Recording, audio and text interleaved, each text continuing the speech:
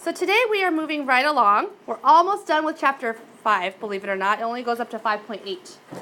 So today we're at the penultimate chapter, which means the one before the last one, chapter 5.7.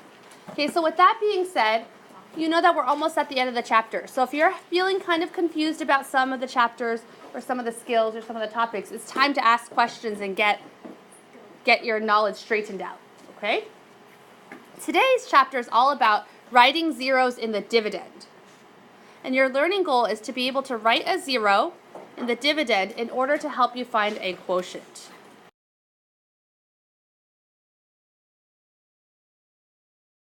The problem of the day. So my question to you first today is, does writing zeros to the right of a decimal point change its value? No.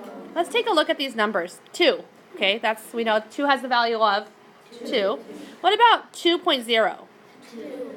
I added a decimal point, as you can see, and I added a 0 to the right of the decimal point. Did it change the value of the number? I added another 0 here to the right of the decimal point. Did it change the value? The value is still 2. Okay.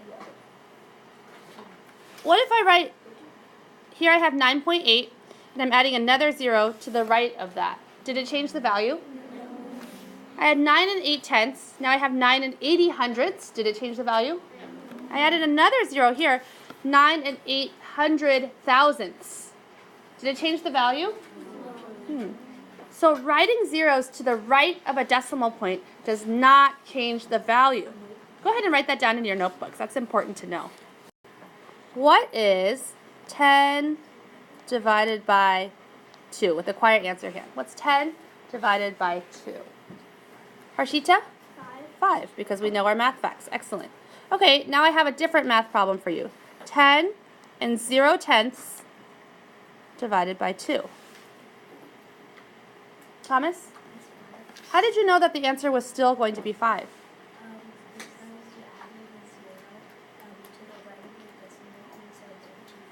Right, so the value of my dividend is the same whether or not I have a 0. But I still see another digit here, so that tells me I'm not done dividing. So let's multiply. I said 2 goes into 10 5 times. 5 times 2 is 10. And I subtract. I bring down the 0. 2 goes into 0 0 times. And my remainder is 0.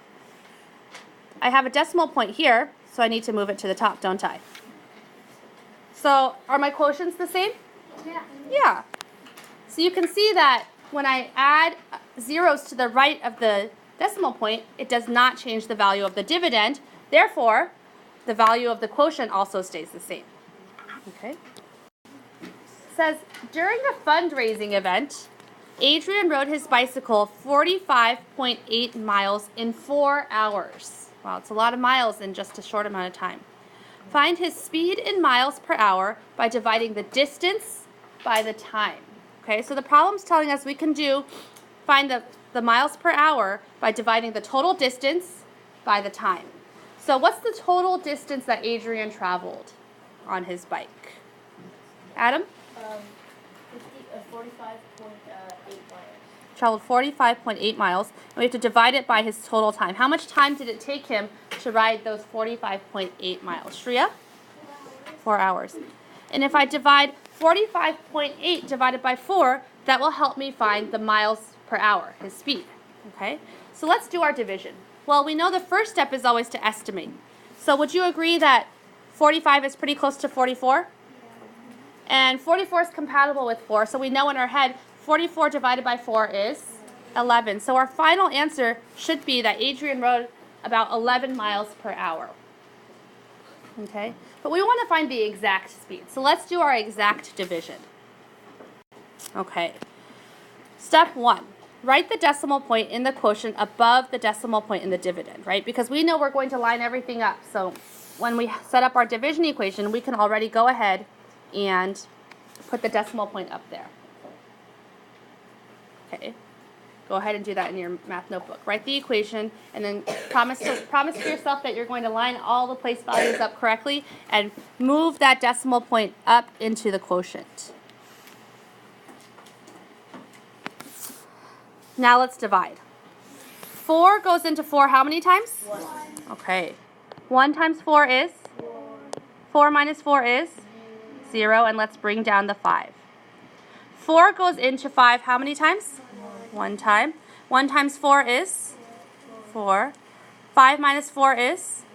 1. And we'll bring down the 8. Oh, and I forgot that we had moved this decimal point up, right? So I have a decimal point here. All right. 4 goes into 18 how many times? 4, okay. 4 times 4 is? 16. 18 minus 16 is? 2. So I have a remainder of 2 and no more digits to bring down. Could I say that Adrian's speed is 11.4 remainder 2 miles per hour? Have you ever heard of that speed? No. So we have to keep dividing. How could I keep dividing if I ran out of digits? Well, let's take a look. All right, so we up to here where we know it's 11.4, and we have 2 left over here. Well, if I add another 0 to the dividend, does that change the value of the dividend? How come adding this 0 in the blue does not change the value of the dividend? Go ahead and turn and tell your table group. So we can write a 0 in the dividend to help us continue dividing. We had a remainder of 2, and if I add a 0 here, it does not change the value of the dividend, and it gives me a new digit that I can bring down. Does that make sense? And allows me to continue dividing. So let's add the 0 there because it does not change the value of the dividend, and let's bring it down.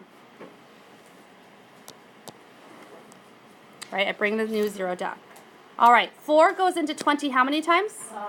5. 5 times 4 is 20, and the remainder is 0.